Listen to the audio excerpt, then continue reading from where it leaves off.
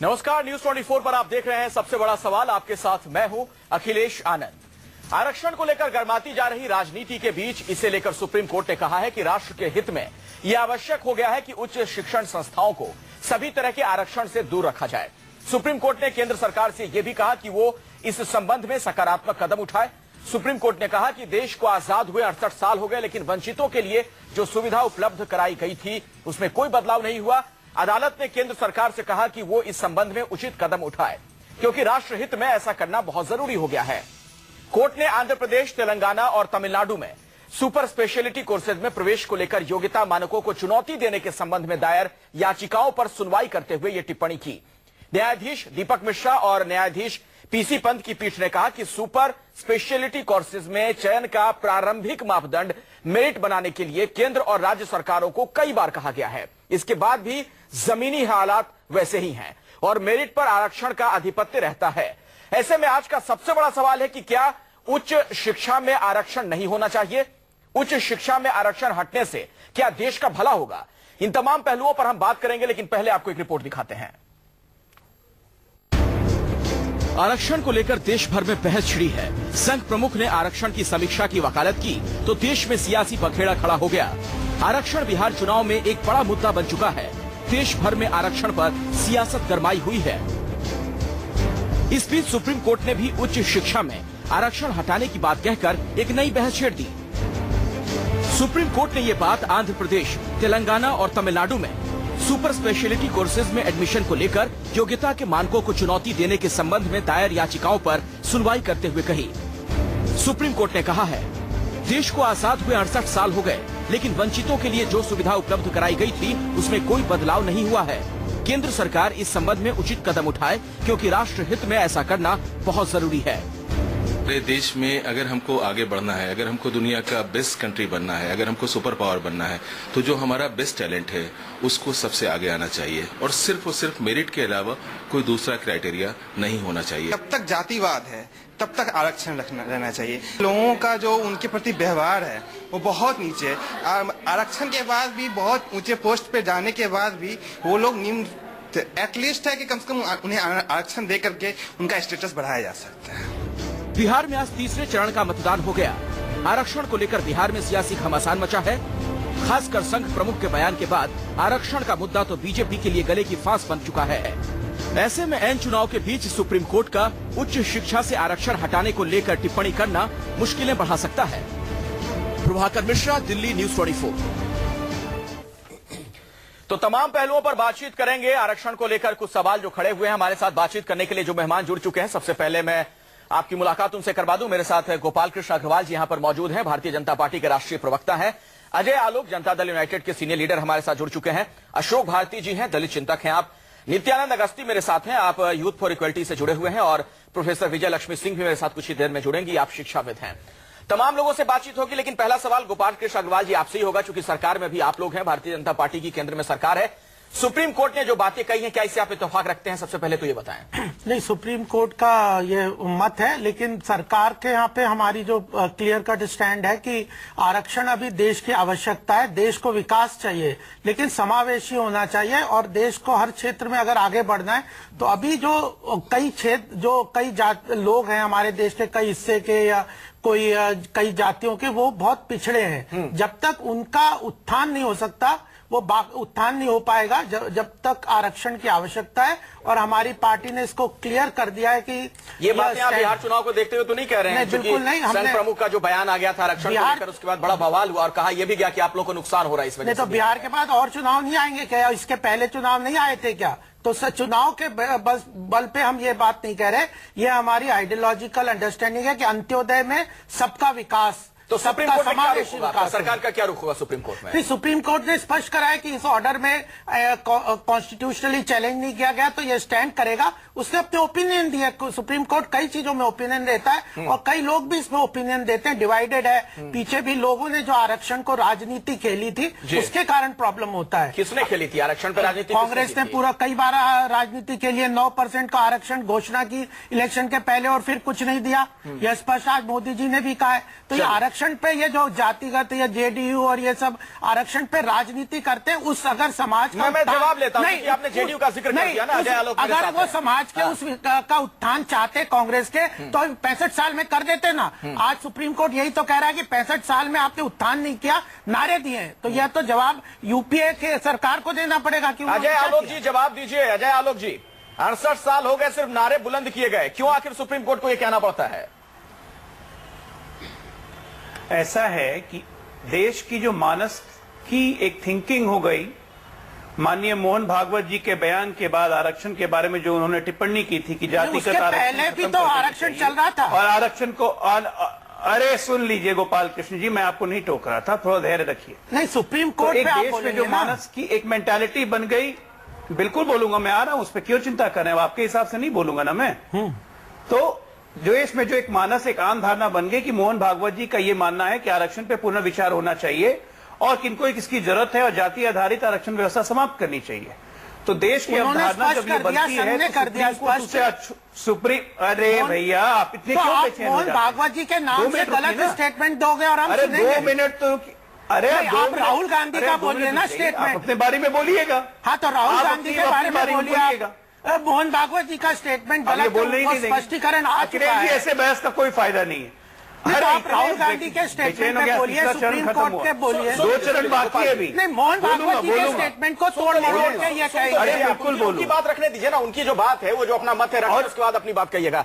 अजय आलोक अपनी बात पूरी कीजिए। और मोहन भागवत जी ने अपने ये स्टेटमेंट को 2 दिन के बाद फिर से इन्होंने रिटीरिएट किया कि कोई कुछ भी बोले, मैं अपनी जगह पे कायम हूं। तो ये अवधारणा एक देश के मानस में बनी कि मोहन भागवत जी की अवधारणा है, और मोहन भागवत जी की अवधारणा मतलब भारतीय जनता पार्टी और केंद्र सरकार की अवधारणा। अब उसको prime minister, home minister Arun Jaitley कुछ भी बोले, देश नहीं मानने वाला है। तो सुप्रीम कोर्ट में भी ये अवधारणा आई कि ये लोग तो पक्षधर हैं, ये सरकार लगता है कि कुछ सोच सकती है, तो आज सुप्रीम कोर्ट ने भी अपना एक ओपिनियन दे दिया।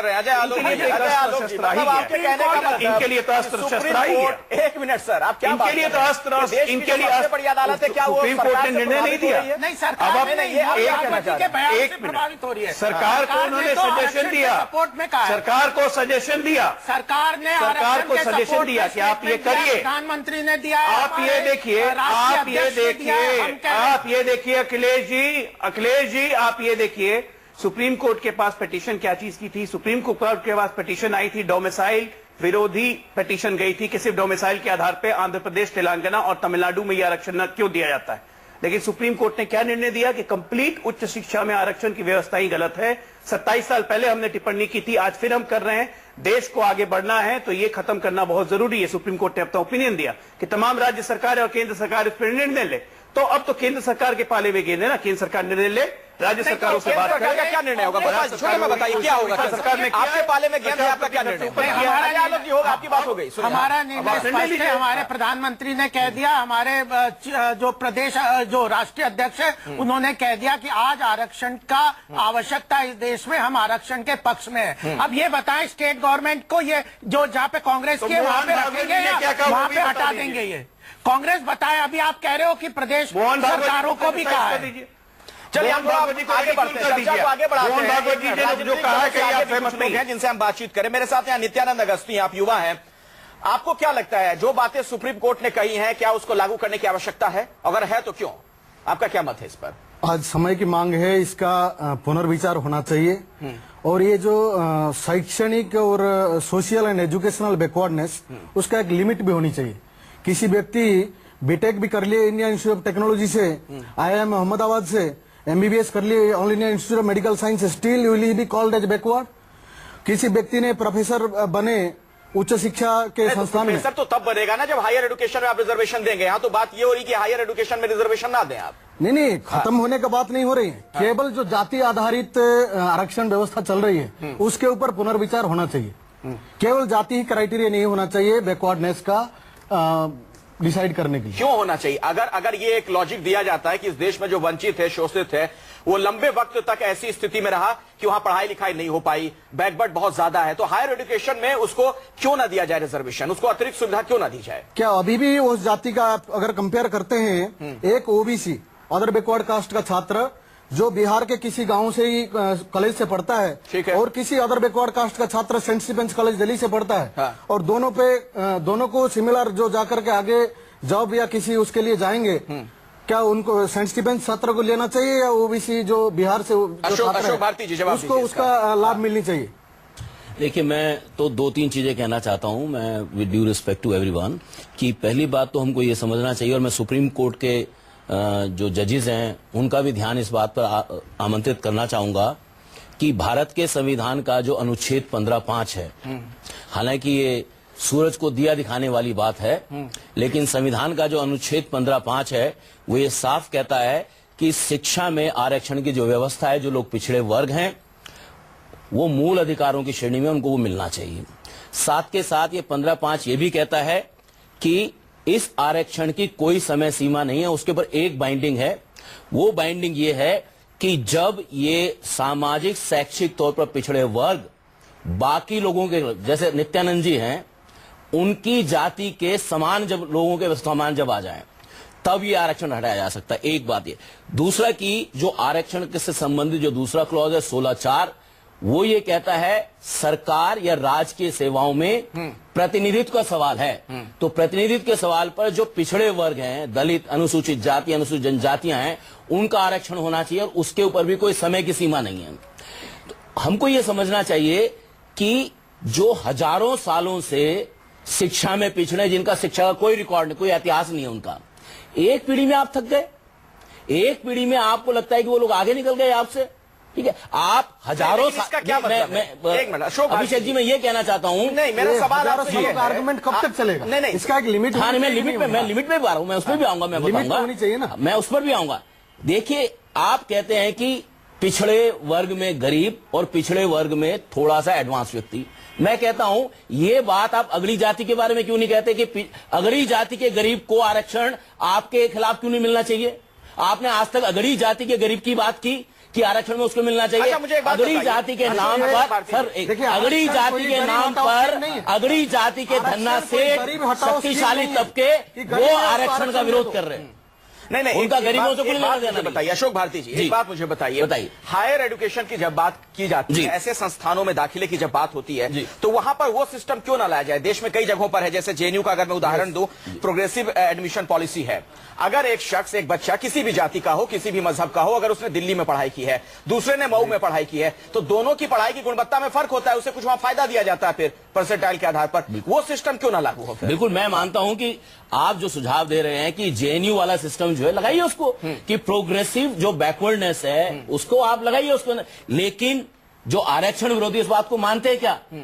मेरा मानना यह है कि जो जितना पिछड़ा है उसको उतना ज्यादा स्टेट का प्रोटेक्शन मिलना चाहिए।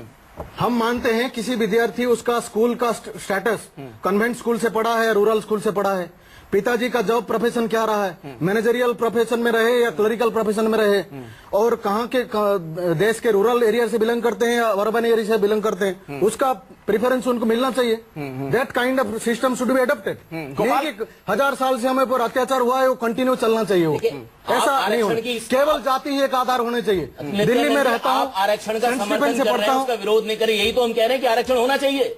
आप तो उसका विरोध कर रहे हैं। नहीं, हम कह रहे हैं कि आप कीजिए इसको, ऐसी हम कह रहे हैं कि बन उनकी सकती है जाति क्या? के गोपाल अमीरों को कृष्ण निकालिए अग्रवाल बाहर जी, उससे। क्योंकि आरक्षण जब दिया गया तो उसमें एक चीज ये भी है, वो कह रहे हैं यहां पर अशोक भारती जी, कि वो ऐसा नहीं कि कोई प्रावधान है, समय सीमा है, लेकिन ऐसा भी नहीं कि वो अनंत काल तक हो। आरक्षण जो दिया गया उसका एक पर्पस था, तो वो पर्पस अगर नहीं सॉल्व हो पा रहा, 68 साल गुजर गए, तो क्यों नहीं हो पा रहा? क्या इसके लिए पॉलिटिकल सिस्टम जिम्मेदार नहीं है, जिसने आरक्षण को सिर्फ वोट के लिए देखा है अब तक? बिल्कुल, असली आपने बात यही कही आनंद जी की, ये अखिलेश जी की यही बात है कि अभी आरक्षण की जो लोग राजनीति कर रहे हैं वो उसको वोट बैंक बना के चल रहे हैं, जब तक उसके लक्ष्य को प्राप्त करना, और यही जो आवश्यक भी है कि जो आरक्षण है। और अभी अगर हम सुप्रीम कोर्ट के इस जजमेंट को देखें तो यह जातिगत आरक्षण की बात नहीं कर रहे, यह कर रहे क्षेत्र के आरक्षण को, जो डोमिसाइल की बात है। तो यह पूरी तरह से इसके मतलब यह है कि जो अभी हमारे समाज में आरक्षण का जो कॉन्स्टिट्यूशन ने ऑब्जेक्टिव बताया था, वह लक्ष्य का कोई टाइमलाइन भी इसीलिए नहीं रखा था कि यह डिफिकल्ट सब्जेक्ट है और यह अचीव अगर जब तक नहीं होता तब तक आरक्षण की आवश्यकता है। तो आज की स्थिति देख के यह स्पष्ट है कि आरक्षण ने अपना लक्ष्य प्राप्त अभी नहीं किया है,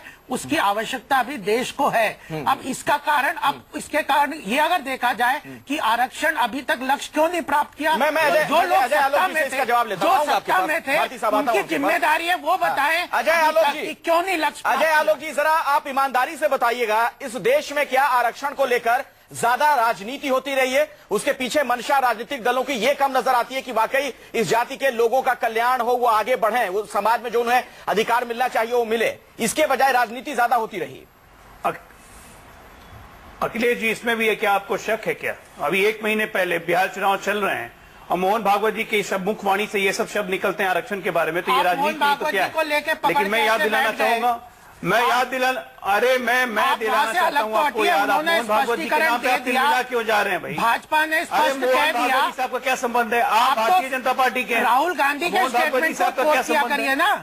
अरे अरुण जेटली जी ने कहा, क्यों हो गए हैं? सबने कहा आरएसएस अलग है, भाजपा अलग है। आरएसएस ज्वाइन कर लीजिए अगर आपको आरएसएस से ऑब्सेशन है।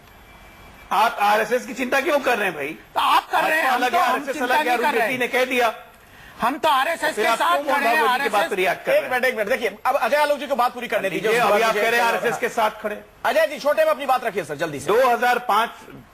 2005 में पार्लियामेंट में नीतीश कुमार ने बहुत साफ शब्दों में उनका भाषण रिकॉर्डेड है, जिसमें उन्होंने कहा था कि आरक्षण की व्यवस्था तो तब लागू होती है ना जब 12वीं पास कर जाएगा, उसके बाद ना उसको हायर एजुकेशन, उसके बाद ना उसको नौकरी, उसके बाद ना उसको कुछ। लेकिन यह व्यवस्था देश में कब बनेगी कि बच्चे 12वीं तक पढ़ लें, वो अनुसूचित जाति, दबे, पिछड़े, शोषित जितने बच्चे। इसी का तो जवाब आपसे मांग रहे हैं। नीतीश कुमार जी के प्रयास से, अरे हम तो बता रहे हैं जवाब, आप अपना जवाब दीजिए।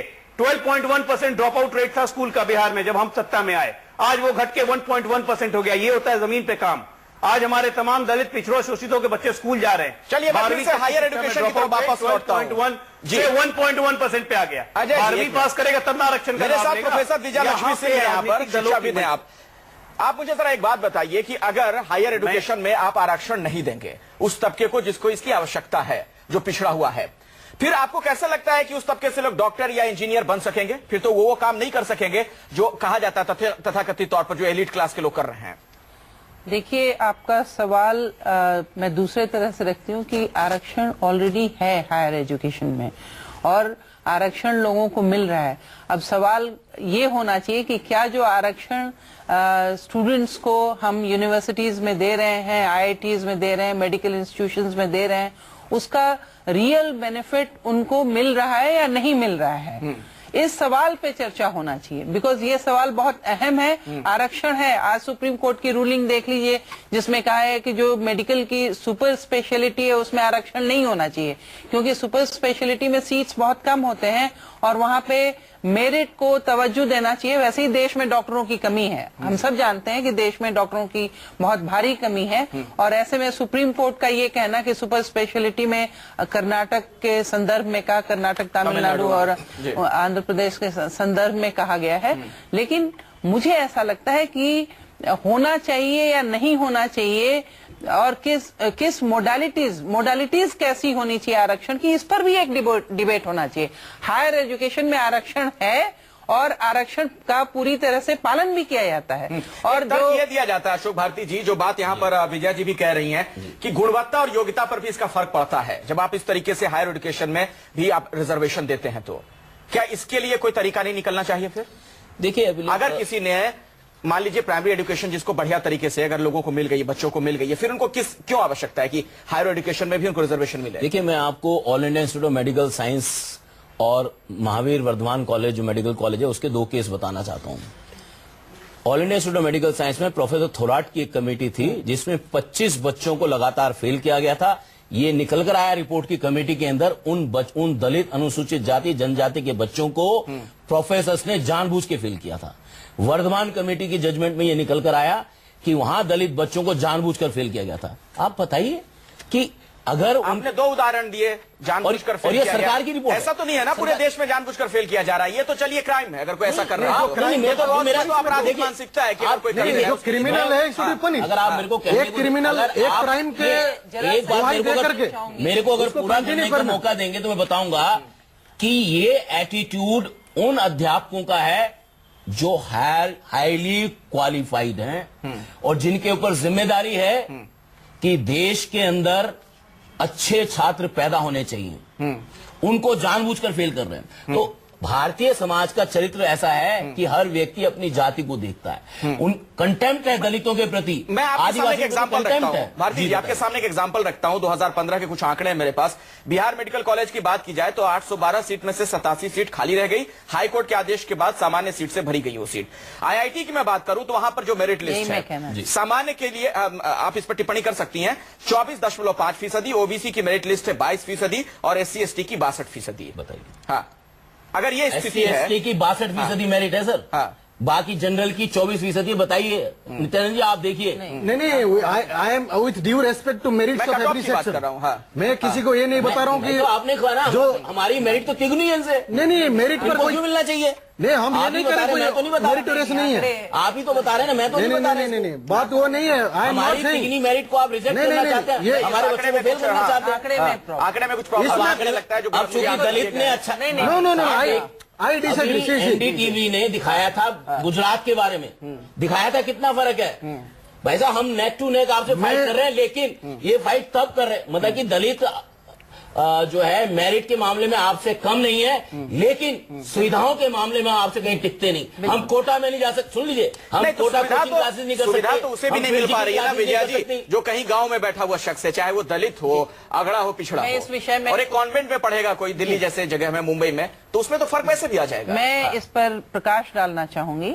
देखिए, कम से कम मैं दलित विरोधी नहीं हूँ, मेरे बहुत सारे फ्रेंड्स हैं। मैं कभी इस टर्म में भी कहीं आपके आर्गुमेंट से पता लगेगा कि आप दलित विरोधी हैं या नहीं है। नहीं, आपके आर्गुमेंट कहने से नहीं मानेंगे कि आप दलित विरोधी नहीं हैं। अपनी अपनी बात आपके समर्थन में ना बोले। नहीं, इन्होंने चार्ज लगाया, इसलिए मैंने कहा कि इन्होंने ये चार्ज लगाया कि जो इस तरह के व्यू पॉइंट्स रखेगा वो दलित विरोधी होगा। मैं दलित विरोधी नहीं हूँ, मेरे बहुत सारे फ्रेंड्स इन्यूमरेबल दलित हैं और मेरे इक्वल हैं। हमने कभी ऐसा फर्क नहीं समझा। इसके बाद मैं 2-3 बातें कहना चाहूंगी कि ये जो रिजर्वेशन की पॉलिसी है, ये अपने स्वतंत्रता के बाद से अब तक चली आ रही है। मैं ये जरूर कहूंगी कि रिजर्वेशन होना चाहिए। मैं ये नहीं कहूंगी कि रिजर्वेशन बिल्कुल खत्म होना चाहिए, क्योंकि अभी भी देश में बहुत ही विषमताएं हैं, बहुत तरह की समस्याओं से गांव में या शहरों में भी कॉर्नर। लेकिन एक आंकड़ा जो मैं अपने दर्शकों के सामने रख रहा था, मैं उसको दुरुस्त कर दूं, जिस पर आपने टिप्पणी की थी IIT वाली, उसमें ये मेरिट लिस्ट का मैं जिक्र कर रहा था, जहां कॉमन मेरिट लिस्ट 124 है, ओबीसी 112 और SC ST वाला 62 है। ये परसेंटेज की बात नहीं हो रही थी, इससे थोड़ा सा कंफ्यूजन हो गया था। ब्रेक के लिए हम रुक रहे हैं, फौरन लौटते हैं और उसके बाद चर्चा करेंगे। मैं आऊंगा आपके पास। उसके बाद सवाल कई हैं कि अगर आरक्षण हट गया तो क्या इससे वाकई कोई देश का भला होने जा रहा है, या सिर्फ और सिर्फ इस पर हम लोग राजनीति कर रहे हैं। ब्रेक के बाद देखते रहिए सबसे बड़ा सवाल। तो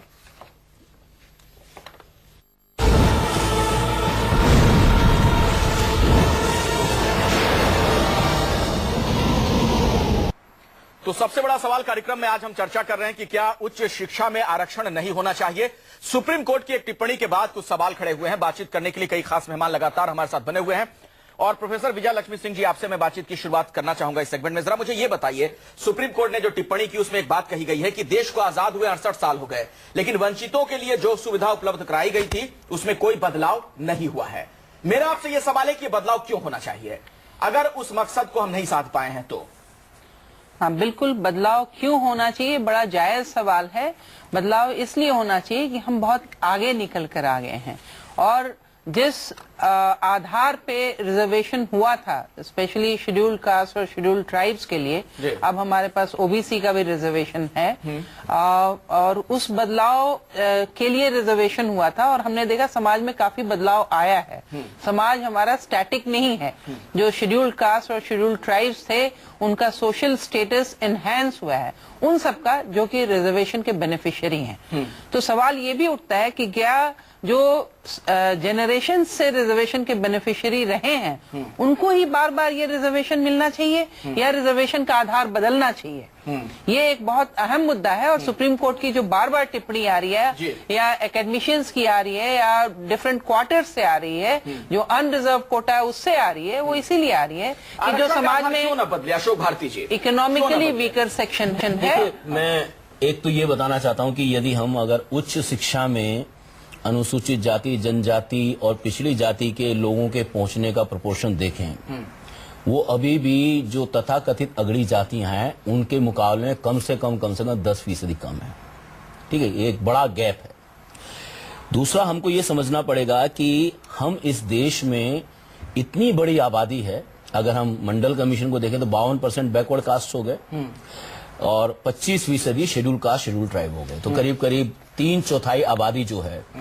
और इस 3/4 आबादी में कितने लोग ऐसे हैं जो जनरेशन से फायदा उठा रहे हैं? हमारा आकलन यह है कि इसमें अगर हम जो शेड्यूल कास्ट, जो अभी जो कास्ट बेस्ड जो रिजर्वेशन, कास्ट बेस्ड जो सेंसस आई है, वो ये बताती है कि शेड्यूल कास्ट के 83% लोग ऐसे हैं जो 5,000 रुपए से कम कमाते हैं। 83%।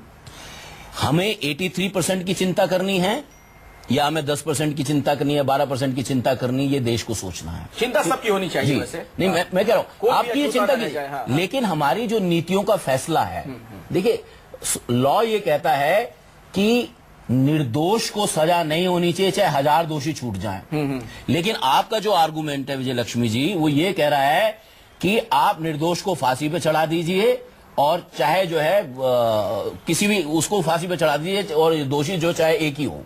इसलिए मेरा मानना यह है कि हमको ये समझना पड़ेगा, अगर 80, 85, 90% अनुसूचित जाति, जनजाति, पिछड़ी जाति के लोग शिक्षा में पिछड़े हुए हैं, न्यूट्रिशन उनके इंडिकेटर खराब है, हेल्थ में उनके इंडिकेटर खराब है, स्कूल तक वो ज्यादातर बच्चे सरकारी स्कूल में पढ़ते हैं जहां मास्टर जाता नहीं है, उस शिक्षा व्यवस्था को सुधार, तो ये चीजें हमको देखना पड़ेगा कि यदि अगर दूसरा तो स्कूलों में, एक मिनट, नित्यानंद अगस्ती जी, क्या उन स्कूलों में वो बच्चे नहीं पढ़ते हैं गांव में जो रहते हैं, अगड़ी जाति के जो बच्चे हैं, उनके पास भी तो सुविधाएं वही हैं अगर वो कोई गांव में रह रहा है? प्रतिशतता बताएं, बात उसी का, प्रतिशतता बताएं कितने बच्चे वहां पढ़ते हैं? जो विद्यार्थी वहां का जो अगड़ी जाति का बात कर रहे हैं वो भी उसी स्कूल में, सरकारी स्कूल से ही पढ़ता है, तो क्या वो रिवर्स डिस्क्रिमिनेशन नहीं है?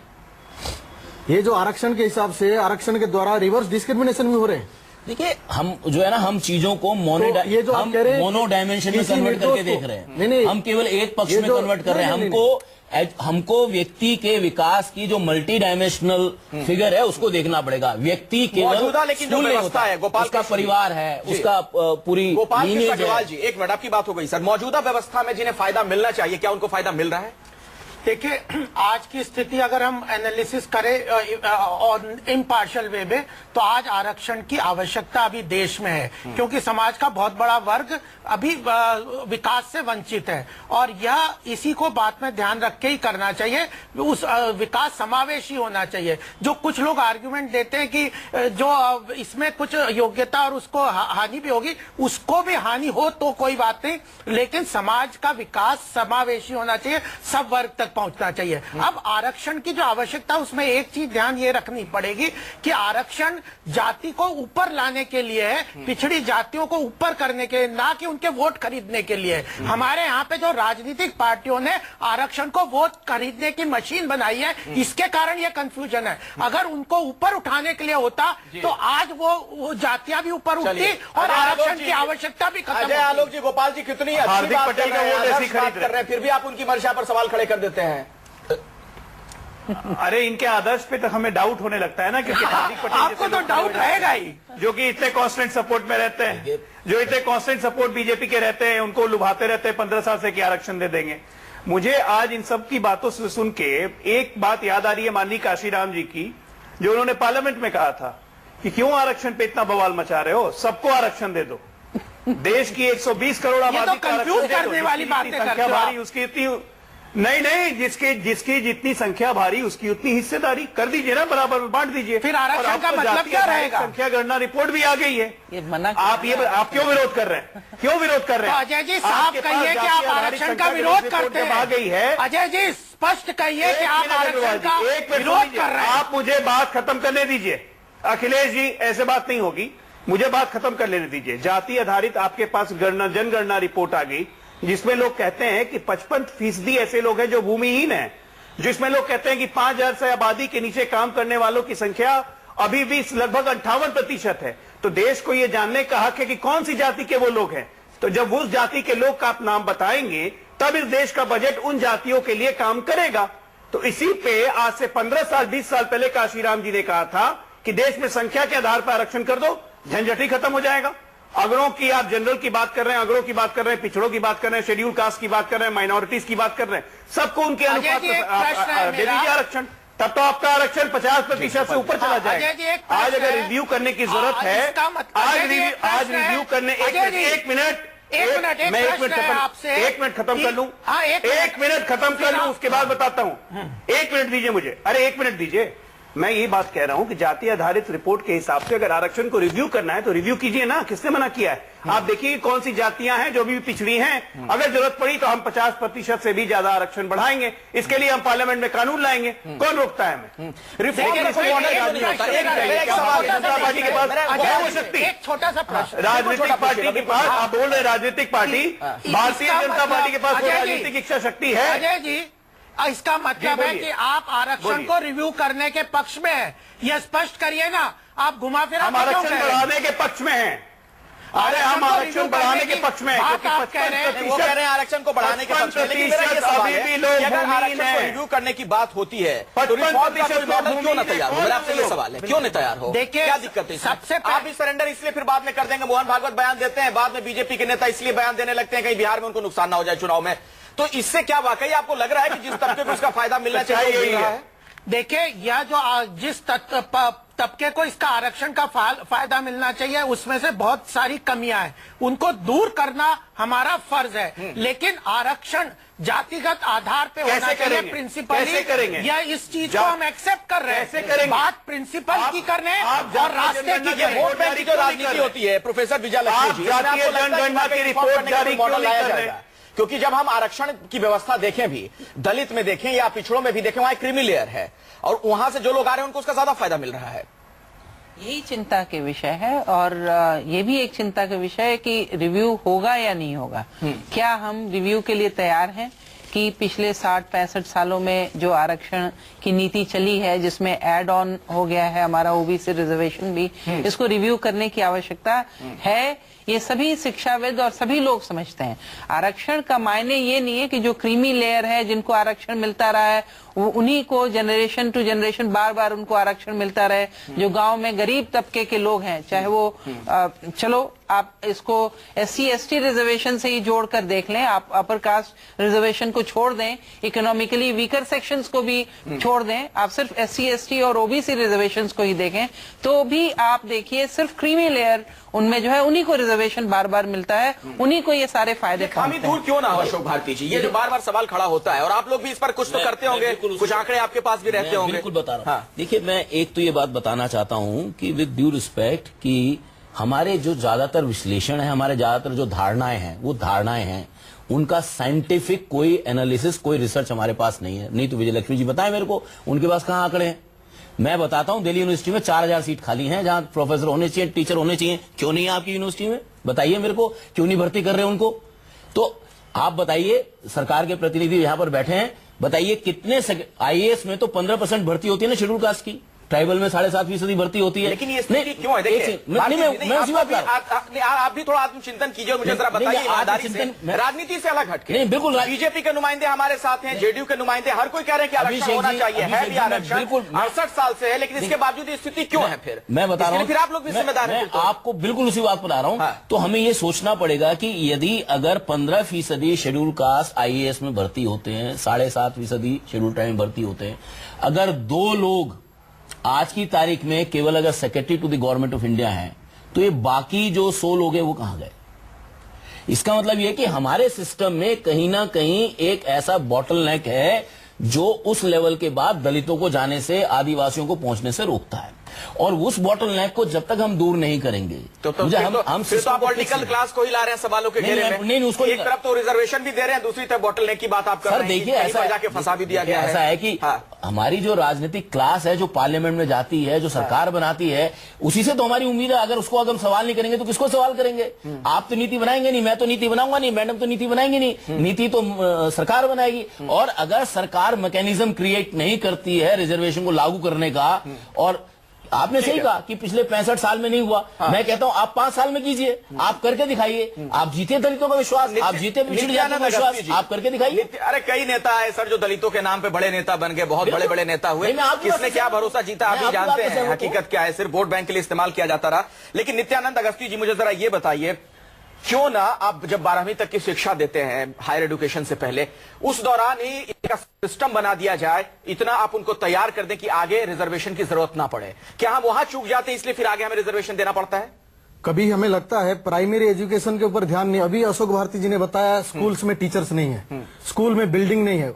उत्तर प्रदेश में ऐसे सर्वे एग्जैक्ट फैक्ट तो अभी नहीं है मेरे पास। बिना बिल्डिंग के स्कूल चलते हैं, पेड़ के नीचे स्कूल चलते हैं। मध्य प्रदेश और उड़ीसा, हर राज्य ऐसा साहब। प्राइमरी एजुकेशन के ऊपर ये नेता उसके ऊपर ध्यान नहीं देते हैं। प्रोबेबली हमें लगता है 12वीं पढ़ने के बाद वो वोटर बन जाता है। वोटर बनने के बाद उसको अपने तरफ खींचना है। Reservation has been used as a political tool only. For example बताता हूँ, जाते जाते सरकार, पिछले यूपीए सरकार जाते जाते क्या आवश्यकता थी, चुनाव से पहले स्पेशल वो बना करके प्रोविजन जाटों को आरक्षण में जोड़ना। फिर कोर्ट आया, सुप्रीम कोर्ट ने उनको नकारा। अभी महाराष्ट्र में मराठा, जिसके लिए गर्व करता है देश, वो भी आरक्षण मांगने लगते हैं। पॉलिटिकल क्लास उनको बोलता है हम भी इंक्लूड करेंगे उनको। पटेल भी मांग रहे हैं। तो इस पटेल, ठीक बिहार चुनाव से पहले पटेल गुजरात में उनको प्रमोट किया जाता है कि आप भी डिमांड करो। तो इस प्रकार का युवाओं को भ्रमित करने की बात है। प्राइमरी स्कूल और बेसिक एम्यूनिटी प्रोवाइड ना करके 12वीं करने के बाद वोटर बन जाए, अजय आलोक जी, क्या वोटर बन जाने के बाद उनको भ्रमित करना, आरक्षण के नाम पर उनको भ्रमित करना, यही काम। छोटा सा जवाब दीजिएगा सर, समय नहीं। अजय जी। अखिलेश जी, मैंने तो शुरू में ही बोला था कि सबसे पहले जरूरी है कि प्राइमरी स्कूल और स्कूलिंग को इंप्रूव करना। 12वीं तक पहुंचेगा तभी तो आरक्षण लेगा। अभी हमारे बीजेपी के मित्र बहुत आदर्शवाद दिखा रहे थे, अभी बोले कितनी आदर्श बातें कर रहे हैं। तो जरा प्रधानमंत्री जी भी आरक्षण के दायरे में आते हैं, क्यों नहीं घोषणा कर देते हैं प्रधानमंत्री खुद, अपने मंत्रियों से घोषणा करवा दें कि मैं भी आरक्षण छोड़ता हूं, क्रीमी लेयर की बात यहीं से शुरू करें। क्यों नहीं पहल क्यों नहीं करवा देते? एलपीजी छोड़ने की घोषणा कि मैं आरक्षण का लाभ नहीं लूंगा। अजय जी, अब मुझे सुन बोले रामविलास पासवान मैं भी आरक्षण नहीं लूंगा। अजय जी, एक मिनट सुन लीजिए। आप हम आरक्षण के पक्ष में आदर्श की बातें करना अच्छा है, ग्राउंड पे काम करना आप लोग के बस की नहीं है। महत्वपूर्ण बात जरूर आनी चाहिए कि आरक्षण केवल योग्यता बढ़ाने का ही टूल नहीं है। आरक्षण केवल, क्योंकि हमारे देश में जातिगत राजनीति बहुत अंदर तक घुस चुकी है, तो सब योग्यता के आधार पे भी कई लोग डिस्क्रिमिनेशन पे आ जाते हैं। चलिए, मेरे पास वक्त नहीं है। बहुत बहुत शुक्रिया आप तमाम मेहमानों का चर्चा में शिरकत। मैडम टाइम नहीं है, माफी चाहूंगा, आप थोड़ा देर से जुड़ी थी चर्चा में। बहुत बहुत शुक्रिया आप तमाम मेहमानों का आज इस चर्चा में